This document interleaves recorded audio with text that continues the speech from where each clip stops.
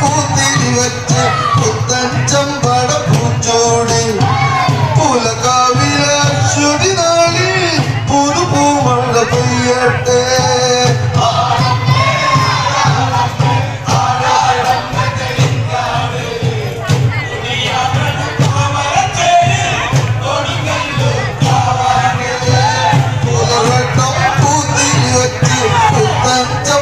പൂച്ചോടി പുലകാവിലെ അശ്വതി നാളിൽ പുതുപൂമഴ പെയ്യട്ടെ.